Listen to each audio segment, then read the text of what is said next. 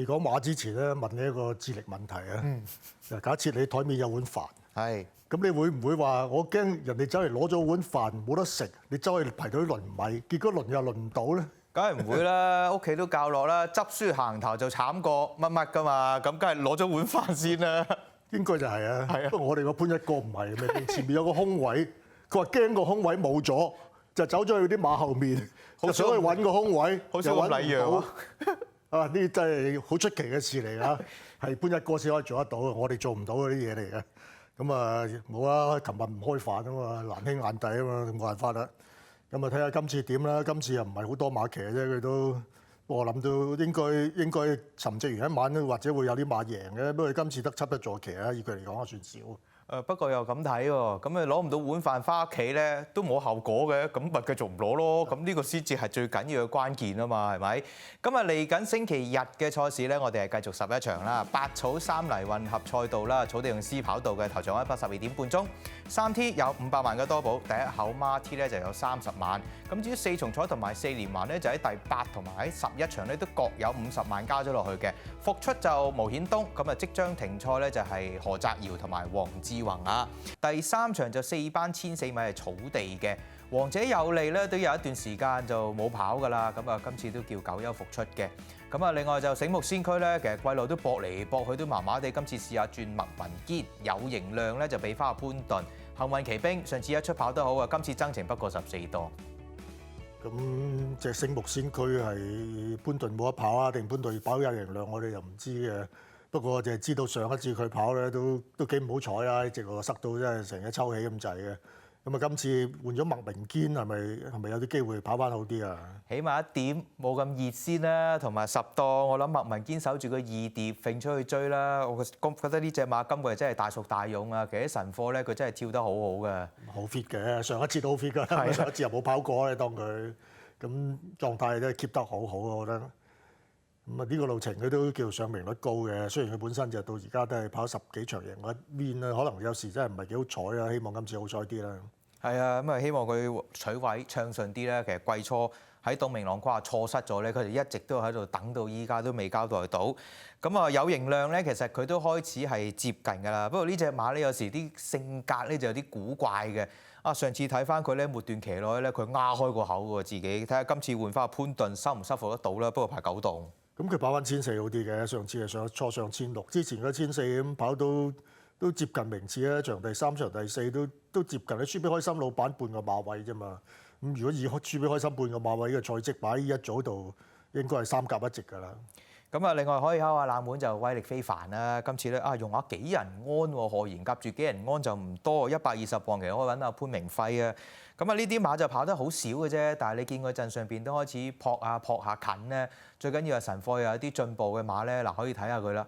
佢漸好啦，即係當然可以再收斂啲啦，但係都開始有力㗎隻馬。當然呢啲你唔中意㗎啦，幾人安13檔。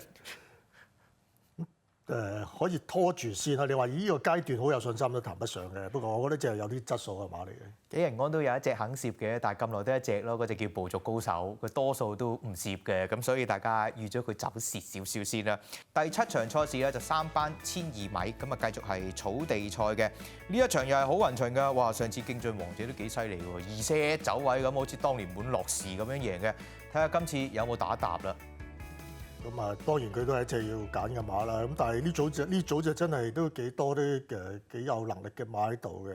咁例如飛馬座啦，都係上一次贏嘅馬。其實你唔好睇佢上一場，佢上一場贏志滿同行當然好啦，志滿同行咧新勝馬。佢前一場其實都勁嘅，佢輸俾扶搖世勁、跨境寶馬、開心指數嗰啲馬，真係隻啲再出都跑得好嘅。咁所以前一場已經印證咗上一場係一隻機會馬嚟嘅。但係上一次仲有10幾倍俾你，今次又冇啦。今次就應該熱咗好多㗎啦。但係覺得呢隻馬有餘未盡咯，又抽個好檔，佢可以跟到步足，好好跑嘅。幾人安2檔啊，冇咁驚啊，最差都2碟嘅，大家放心，應該貼難添呢隻。咁中成名區啦，今次都話羅富全嗰手馬咧，好多都夾住梁家俊，都係似係出擊嘅日子嚟㗎啦。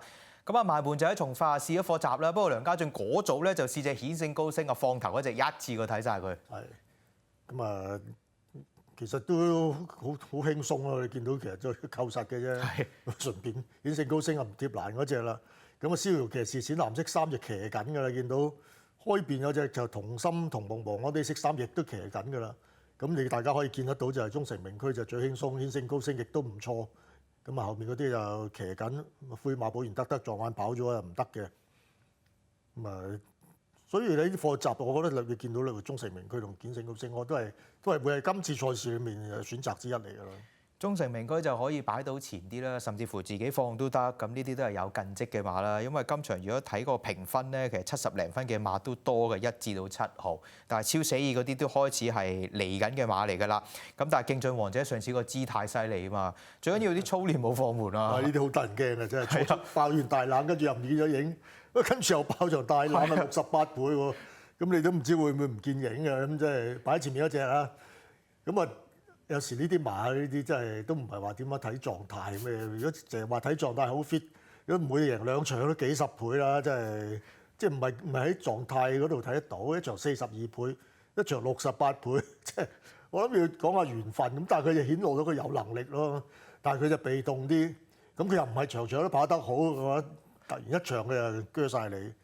咁我諗呢啲係可能你拖住佢啦，又未必揾咁度做膽嗰啲嚟嘅。係啊，拖住佢啦，因為我相信今場佢應該冇幾廿倍㗎啦。我諗因為有2隻有熱門嘅喺度，10零倍啦，希望睇下有冇啦嚇。揀咗第2場啦，3號紅衣醒目，咁啊第7場7號啊飛馬座。我都揀咗隻醒目，3場1醒目先驅同埋10場4回當零。希望今次大家都醒目喎啦。